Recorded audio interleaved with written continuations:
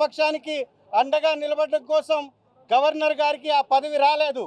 ప్రజల పక్షాన నిలబడడం కోసం మాత్రమే గవర్నర్ గారికి ఆ పదవి ఉంది. గవర్నర్ గారు కూడా దాన్ని గుర్తించాలి. మేము ఎంత పోరాటం చేసినా అసెంబ్లీ సాక్షిగా ప్రతి సమస్యని మాట్లాడేటప్పుడు ఉండేటటువంటి విలువ బయట మాట్లాడితే ఉండదు అనేది మీరు చెప్పేది నిజమైతే ఆ మాట్లాడాల్సినటువంటి వేదిక మీద మాకు తగినటువంటి సమయం ఇవ్వాలా లేదా మీరు కూడా ఆలోచించాలి. ఇదంతా కూడా ఒక దగాకోరు పరిపాలన సాగిస్తున్నటువంటి కూటమి ప్రభుత్వం యొక్క ఎత్తుగడ కావాలని ప్రతిపక్షం లేకుండా చేసేటటువంటి ప్రయత్నం తప్ప ఇంకొకటి కానే కాదు. అధికార పక్షానికి 11 మందిని ఎదుర్కొనేటటువంటి సత్తా లేదా? సమాధానం చెప్పేటటువంటి సత్తా లేదా? ప్రతిపక్షంలో ఉన్నా కూడా 11 మందిమే కదా మేము ఉండేది. 11 మందికి కూడా సమాధానం చెప్పలేదా? అంటే మీ తప్పులు బయటపెడతాయనా? మీరు చేసే దోపిడీ బయటపడుతుందనా?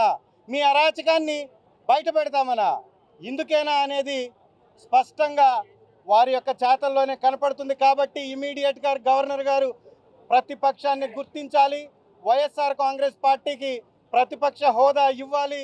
ఇస్తేనే గౌరవ మాజీ ముఖ్యమంత్రి గారికి ప్రతి విషయం మీద మాట్లాడేటటువంటి తగిన సమయం దొరుకుతుంది. కాబట్టి అధికార పక్షం యొక్క తప్పుల్ని ఎత్తి చూపగలుగుతాం. కాబట్టి ఖచ్చితంగా ప్రతిపక్ష హోదా ఇవ్వాలని వైఎస్ఆర్ కాంగ్రెస్ పార్టీ డిమాండ్ చేస్తుంది. అప్పుడు అసెంబ్లీకి మీరు రాకుండా అసెంబ్లీలో మాట్లాడవట్లేదు అనేది ఎంతవరకు వాదన కరెక్ట్? మీరు అసెంబ్లీకి వచ్చారా ఇప్పటి వరకు? రాకుండా ఎలా మీరు బహుశా ఫాలో అవ్వట్లేదు. 2 సార్లు అసెంబ్లీకి వచ్చాం, 2 సార్లు గవర్నర్ గారిని మేము రిక్వెస్ట్ చేశాం. వారు కనీసం స్పందించాలా లేదా?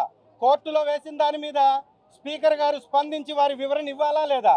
ఇదే ప్రశ్న వారిని మీరు ఎందుకు అడగట్లేదు? ఇదే ప్రశ్న ఎందుకు వేయట్లేదు? ప్రజాస్వామ్యంలో ప్రతిపక్షం ఉండాలా లేదా? మీరు చెప్పండి. వాళ్ళ మీరు అంటున్నారు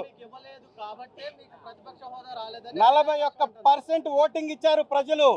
ఇది ప్రతిపక్షానికి అర్హత కాదా? ప్రజాస్వామ్యంలో ఓటే ముఖ్యం.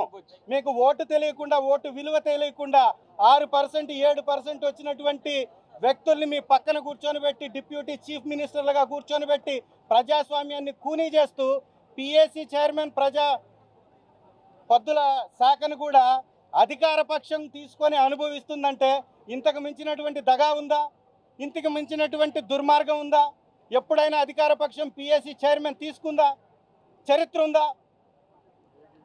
పక్కన ఉన్నటువంటి రాష్ట్రాలలో కూడా, దేశాలలో కూడా పిఎస్సి చైర్మన్ ప్రతిపక్షానికే ఇస్తారు కదా. మరి ఇక్కడ ఎందుకు గుంజేసుకున్నారు? ఉన్నారా ప్రతిపక్షం? ఇంకొక పార్టీ ఉందా? శాసనసభలో ఇంకొక పార్టీయే ప్రతిపక్షంలో లేనప్పుడు, ఉన్నటువంటి పార్టీలన్నీ అధికార పక్షంలోనే ఉన్నప్పుడు ప్రతిపక్షం ఎవరు? మరి ఎవరిని మీరు గుర్తిస్తారు ప్రతిపక్షంగా? కాబట్టి ప్రజాస్వామ్యవాదులందరూ కూడా దీని మీద తిరగబడాలి, ప్రభుత్వాన్ని నిలదీయాలి.